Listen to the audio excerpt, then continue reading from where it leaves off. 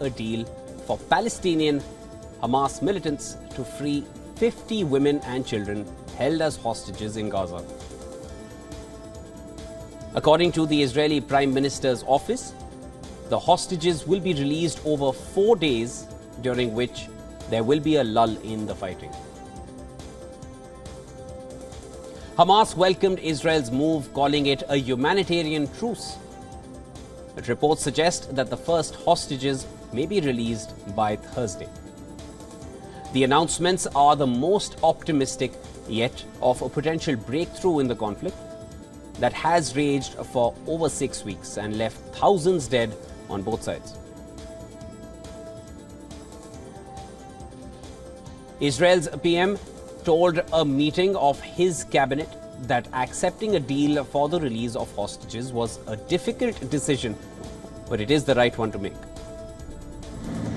Netanyahu also thanked the US president for his part in the deal to include more hostages and fewer prices.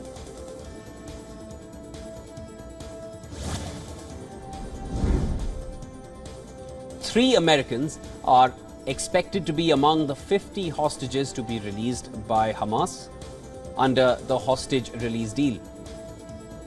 The Americans include a 3-year-old girl whose parents were among the 12 people killed by Hamas. According to US officials, nearly 50 hostages, largely women and children, will be released once a pause in fighting takes hold. The hostage release is set to begin from as early as Thursday.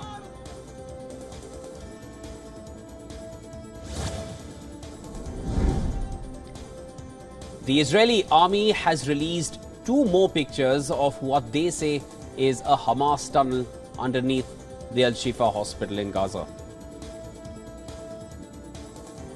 The Al-Shifa hospital has been evacuating patients and staff since last week, after the Israeli troops took over the hospital, allegedly to root out hidden Hamas facilities.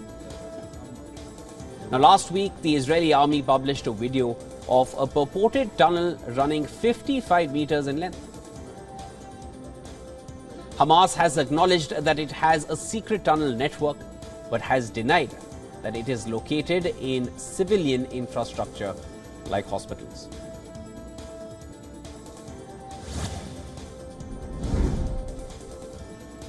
Five Palestinians were killed and others injured in an Israeli drone strike in West Bank's Tulkarm camp.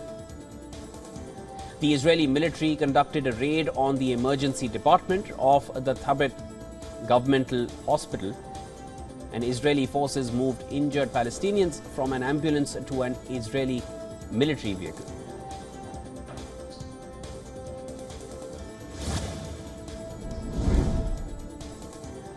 South Korea is suspending part of a military agreement that was signed with Pyongyang in 2018.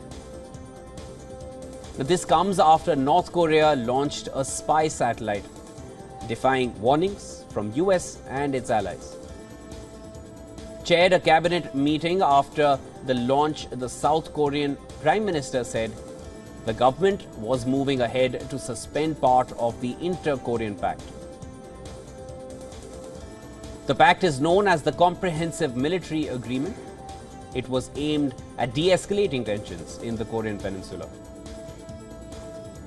North Korea claimed it placed its first spy satellite in orbit on Tuesday, while pledging to soon launch more.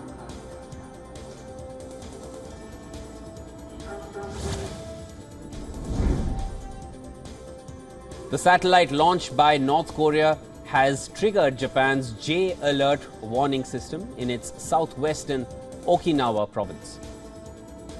Now, eyewitness videos of the alert system show warnings of the missile launch while advising them to take cover inside buildings or go underground. North Korea claimed the launch had successfully placed its first spy satellite in orbit, and South Korean and Japanese officials said they could not immediately verify whether a satellite was placed in orbit or not. Pentagon has said that they are still assessing if the launch was a success.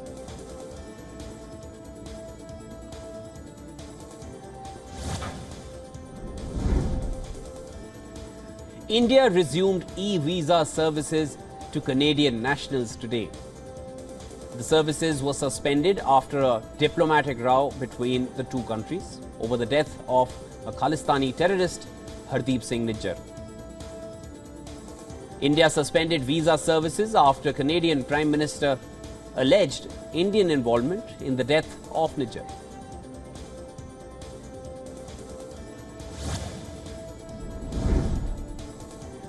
Several groups of people were filmed near the Russian-Finnish border, and some of them were seen carrying bicycles to cross the border as well. Earlier this week, Finland said that it had become impossible to accommodate asylum seekers who did not meet the criteria for protection. Authorities also expressed that it might further restrict migrant entry from Russia following a jump in the number of applicants. Over 500 asylum seekers, mostly from Yemen, Somalia, Syria and Iraq, arrived in Finland via Russia in the past 2 weeks. This prompted Finland to shut half of its border crossings and accuse Moscow of funneling migrants to its border. Moscow has denied the charge.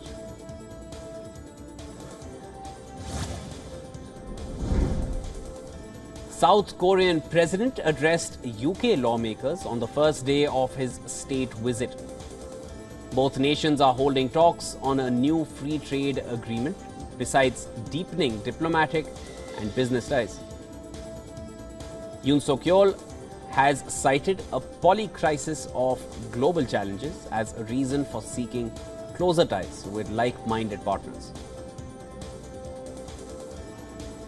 The South Korean president will hold talks with British Prime Minister and sign the diplomatic accord. The accord is also expected to strengthen the joint ability of the two countries to enforce UN sanctions against North Korea. Now, this will prevent the development of its nuclear weapons programs, using sea patrols to prevent smuggling.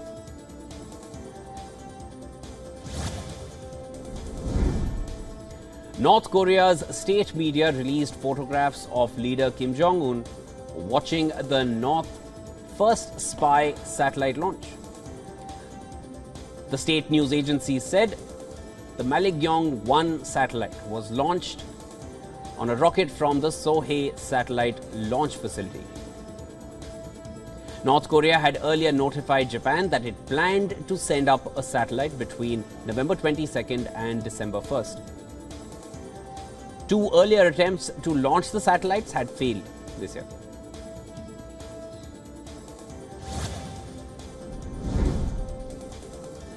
European Union leader Charles Michel has pledged to formally invite Ukraine to start EU membership negotiations by December. Michel made those remarks in Kiev, where he was joined by Ukrainian President Volodymyr Zelensky and Moldova's Maya Sandu to mark the 10th anniversary of an uprising. EU leaders will decide in mid-December if Ukraine should be formally invited to begin talks to join the 27-member union. Earlier this month, EU's executive branch recommended that Ukraine should be permitted to open membership talks once it has addressed some issues.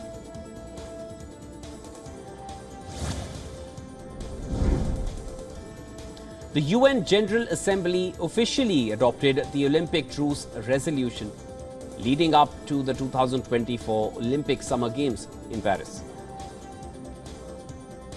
The resolution was passed with 118 votes in favour and 2 abstentions, with no votes against the resolution. Though the vote was overwhelmingly in favour of the resolution, not all members were on the same page. The Russian representative used floor time to condemn the International Olympic Committee for banning Russian Olympic Committee, calling it a dangerous trend of exerting political pressure. A Ukrainian representative said Russia should remain banned from international sports until Russian troops are withdrawn from Ukraine.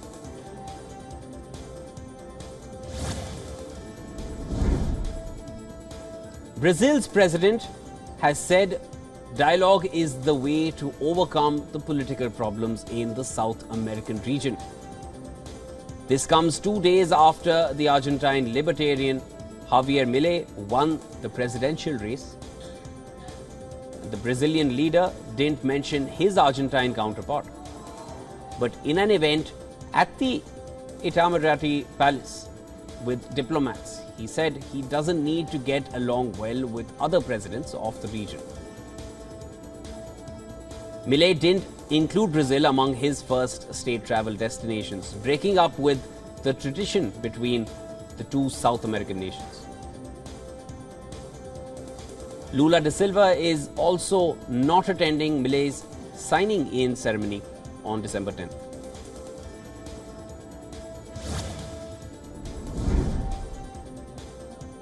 Spanish police have detained 3 people as part of an anti-terror investigation into the shooting of the former head of Spain's Conservative People's Party in Catalonia.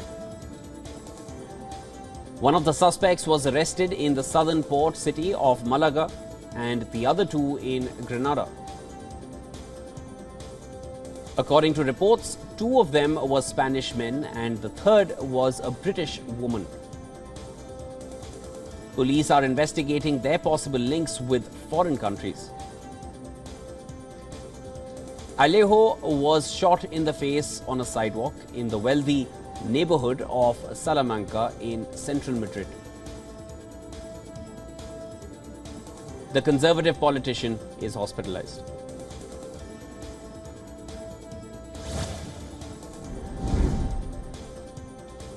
The dengue epidemic is surging in Nepal.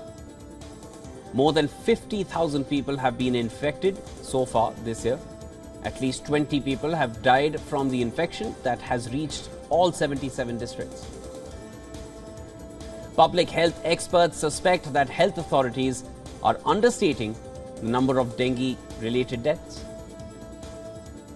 There have been reports of more casualties in several districts than what has been officially confirmed. The government's case reporting system is unable to cope with the rapid rise in the number of those infected. And more than 80% of cases are asymptomatic.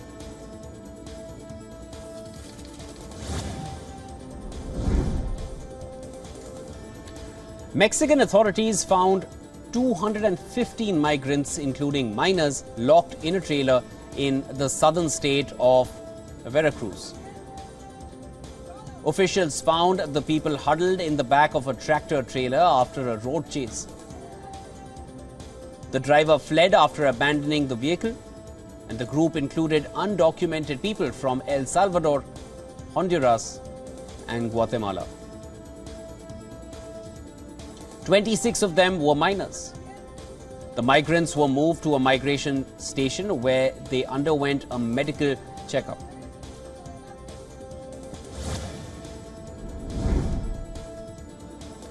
Militaries of the Philippines and the United States launched joint patrols in waters near Taiwan.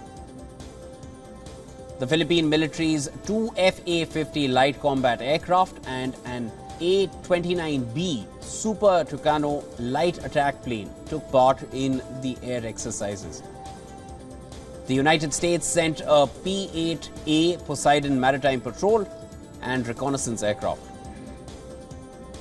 The patrols are likely to irk China, which claims most of the South China Sea on the basis of a 9-dash line.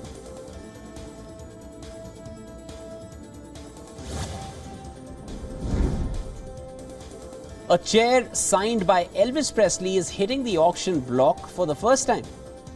The sale will feature other items from Presley as well. This will be one of the biggest celebrity auctions with over 400 items. Lots consist of personally owned items, promotional materials, and posters, including one from a Jeff Beck show. Treasures from current pop stars will also be up for grabs, like an outfit worn by Beyoncé, a jacket from Ed Sheeran, and a glove commissioned by the rapper Offset. The online and live sale will begin on the 2nd of December in Los Angeles and Orlando.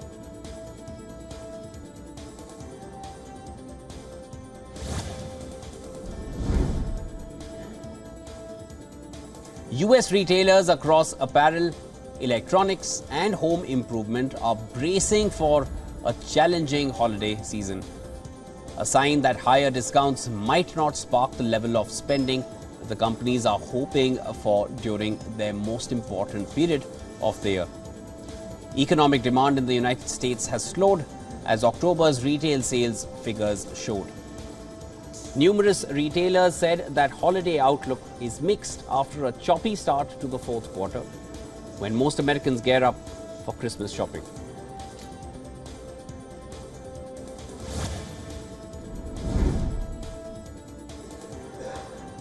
US home sales dropped to the lowest level in more than 13 years in October, as the highest mortgage rates in 2 decades and a dearth of houses drove buyers from the market.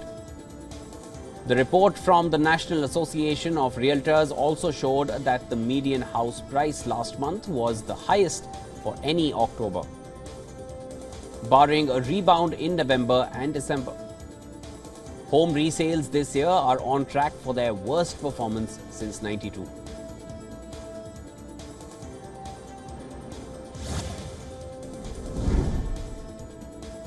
Warren Buffett said he had donated about $866 million of Berkshire Hathaway stock to 4 family charities and told shareholders that he felt good as he acknowledged that he was moving nearer to the sunset of his stored investing career.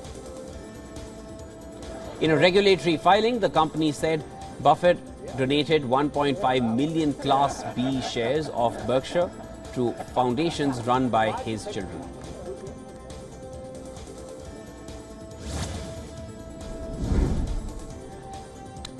A Reuters report claims Chinese government advisors will recommend economic growth targets for next year ranging around 5% as Beijing seeks to create jobs and keep long-term development goals on track. 5 of the 7 advisors who spoke with Reuters said they favored a target of around 5%, matching this year's goal.